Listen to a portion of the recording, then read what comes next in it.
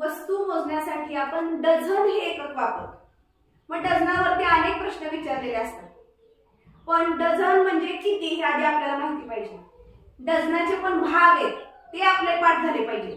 तर आपल्या लक्षात येणार आहे की डझनावरती विचारलेल्या प्रश्नाचं उत्तर कसं काढायचं.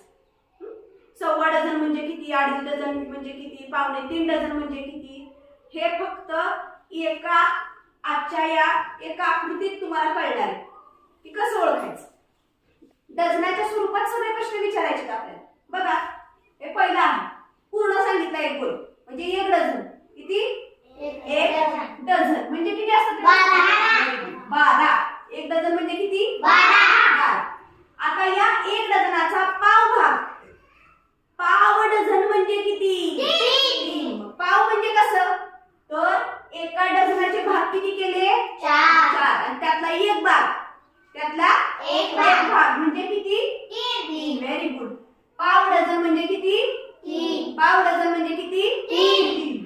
बघा, पाव डझन म्हणजे 3 म्हणलं की सव्वा एक म्हणजे एक आणि पाव भाग.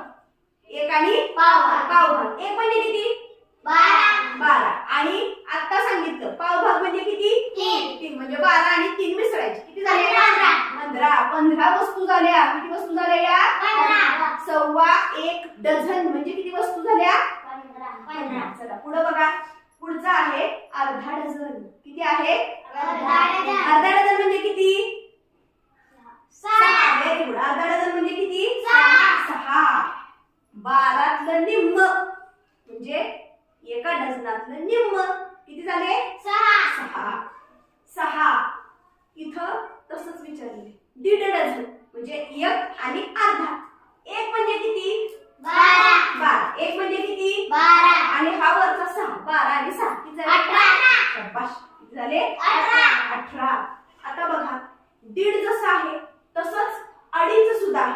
दीड जसं आहे तसंच अडीच. सांगा, अडीच म्हणजे 2 आणि अर्धा. आता आपण इथं अर्धा शिकलो की 2 भाग घ्यायचे आणि अर्धा भाग घ्यायचा. किती झाले? 30. कसं काय? 12 24 आणि 6 30. किती झाले? 24 आणि 6 30. 12 6. 12 6 म्हणजे किती झाले? 30. शाबाश. आता शेवटचा गट म्हणजे 3 भाग. आपण पूर्ण शिकला, ठीक आहे. पाव शिकला, ठीक आहे. अर्धा शिकला. आता शेवटचा काय? 3 भाग. 9. Very good. 3 भाग म्हणजे 9 म्हणजेच त्याला म्हणायचं पाऊण डझन. पाऊण डझन वह्या आणल्या म्हणजे किती वह्या आणल्या? 9 वह्या आणल्या. किती वह्या आणल्या? 9. पाऊण म्हणलं की थोडस आपल्याला गोंधळल्यागत होतं, पण लक्षात ठेवायचं पाव भाग म्हणजे चतकोर भाग. 4 भागातला एकच भाग. 4 भागातला एकच भाग. अर्धा म्हटलं की 4 भागातले 2 भाग. आणि पाऊण म्हटलं की उरलेलं लक्षात ठेवायचं 3 भाग. पाऊण म्हटलं की काय म्हणायचं? 3 भाग. म्हणजेच 3 3 3 3 3 9. 4 भागातले 3 भाग. एक भाग असतो 3चा, दुसरा भाग असतो 3चा, तिसरा भाग असतो 3चा. म्हणजे 3 3 3 मिळून किती झाले? 9. पाऊण डझन म्हणजे 9 वस्तू. पाऊण डझन म्हणजे 9 वस्तू. खूप सोपं आहे. आता बघा, जर तुम्हाला विचारलं पावणे 2. पाऊण म्हणजे 9 वस्तू. पावणे 2. पावणे 2 म्हणजे हे 12 अक्क घ्यायचे, बरोबर. आणि त्याच्या पुढे ह्या 3 म्हणजे हे 3 भाग घ्यायचे म्हणजेच पाऊण भाग घ्यायचा. म्हणजेच किती वस्तू घ्यायच्या? 21. 21 पण 12 अधिक 9. 12 अधिक 9 म्हणजे किती झाले? 21. 21 वस्तू झाल्या. पावणे याला म्हणायचं 2. पावणे 2 म्हणजे झाल्या किती वस्तू? 21 वस्तू झाल्या. कळलं का? लक्षात आलं? चला पुढे तसंच सेम आहे. पावणे 3. पावणे 2 इथं झाले. पावणे 3. अजून एक तुम्हाला सांगते. पाव उणे ह्या वाक्यात सगळं आहे. पाव उणे म्हणजे पाव उणे केला. उणे म्हणजे वजा केला. उणे म्हणजे वजा केला. कशातनं पाव वजा केला? पावणे 2. 2 भागातला पाव भाग उणे केला. म्हणजे वजा केला.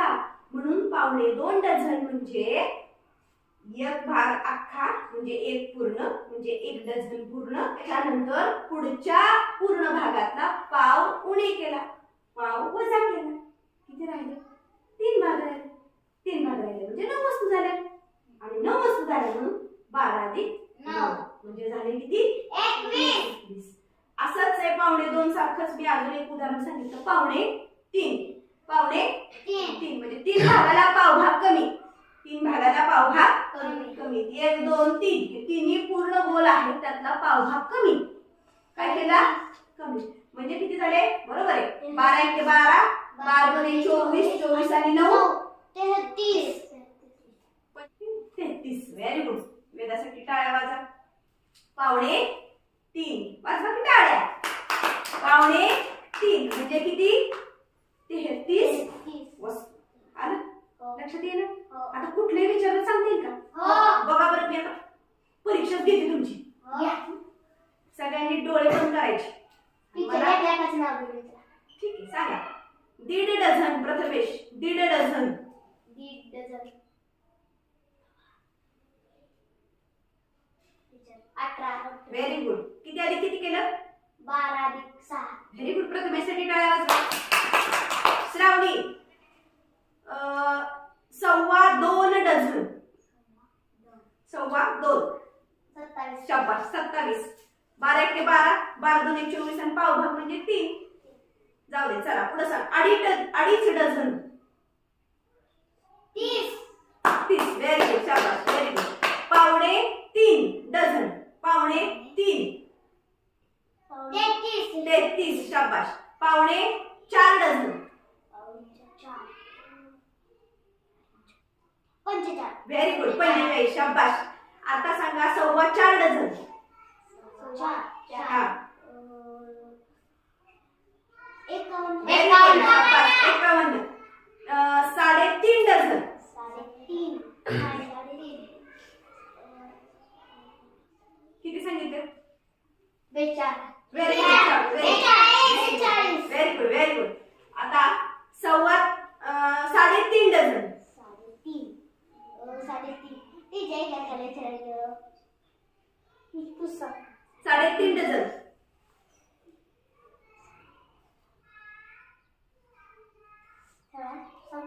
टीचर 42. शाबास. ओके. चला 4.25 डझन. 4. 4.25. 4 ला पावभाग कमी असं लक्षात घ्यायचं. 4.25. 4 चं बेरीज 4 गुणिले 12 करायचं, 3 वजा करायचं. 12 चोक 12 चोक माझ्या वाटेच्या आणि 57. वजा 3. 48 मधनं 3 गेले.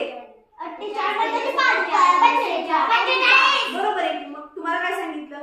4.25 म्हणले की लगेच 4 ला जायचं आणि 3 वजा करायचं. सोपं आहे. आपल्याला आजच्या या घटकातनं 100% डझनावर कुठलंही गणित विचारलं तरी येणार. मुळात डझन ही संकल्पना आपली क्लिअर झाली.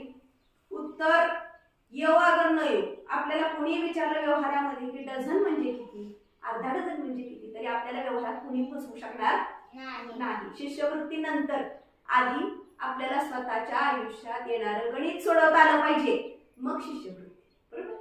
अशा पद्धतीने आज डझन शिकलाय. याच डझनाप्रमाणेच आपण आता मीटर घेणार. काय घेणार आहोत? मीटर. चला तर मग मीटर कसं घेऊया बघूया.